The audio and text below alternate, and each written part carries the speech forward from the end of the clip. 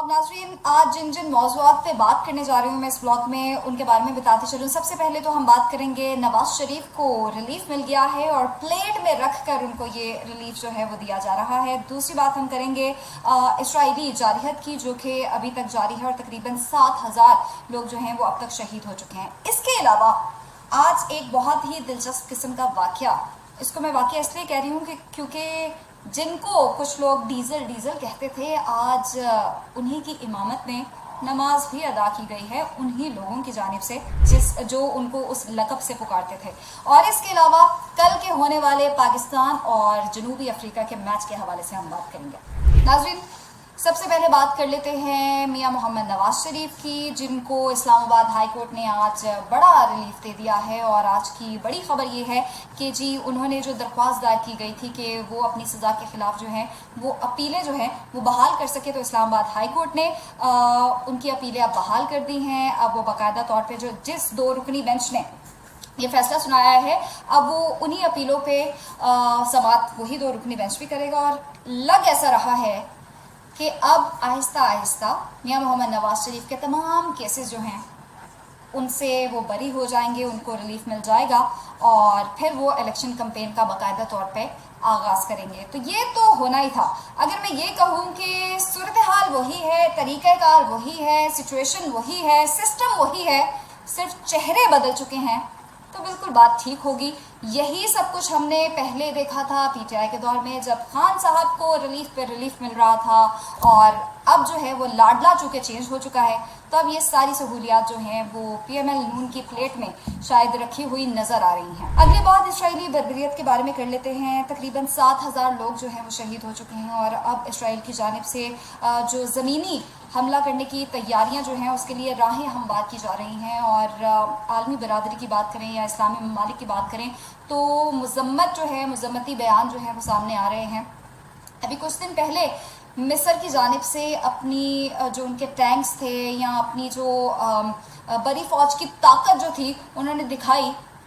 और मिस्र, आप लोगों को पता है कि वो गज़ा का जो बॉर्डर है वो मिस्र के साथ अटैच होता है। तो ये सारी की सारी जो आपकी ताकत थी वो किसके लिए थी? क्या मिस्र को फ़लस्तीनियों का साथ नहीं देना चाहिए? सिर्फ ये कह देना कि जी इसराइल जो है वो हमें बॉर्डर खोल नहीं रहा और जितने भी फ़लस्तीनी वहाँ आना चाह रहे हैं वो इसराइल जो है उनको आने नहीं दे रहा। क्या ये बात ठीक है? ये सोचने की ज़रूरत है तमाम के तमाम इस्लामी ममालिक को भी। रजब तैयब एर्दोगान भी बारहा अपनी प्रेस कॉन्फ्रेंसेस में और खिताबात में ये कह रहे हैं कि जो हम मज़म्मत करते हैं और कितने फ़लस्तीनियों को शहीद करना है, लेकिन अभी तक कुछ किया नहीं जा रहा कि इस जंग को कैंसिल किया जाए, इस जंग सीज़ फायर किया जाए, इसकी जंग बंदी की जाए।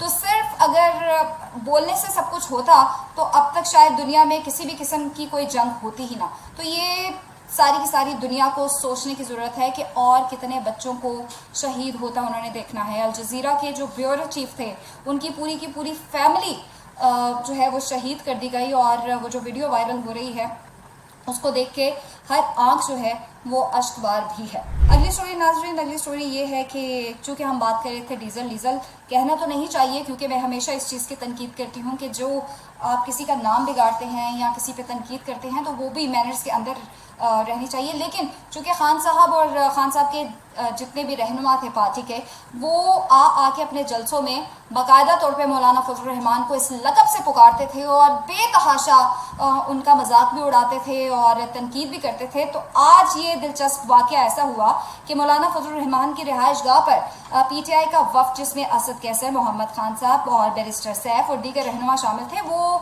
मौलाना फजल रहमान से मिले। तो अब आपको समझ आई कि जितने भी तज्ज़ियाकार कहा करते थे कि और जितने पॉलिटिशियन, जितने भी सीनियर पॉलिटिशियंस हैं वो खान साहब के बारे में ये कहा करते थे कि मुफाहमत से चलें, तो वो क्यों कहते थे?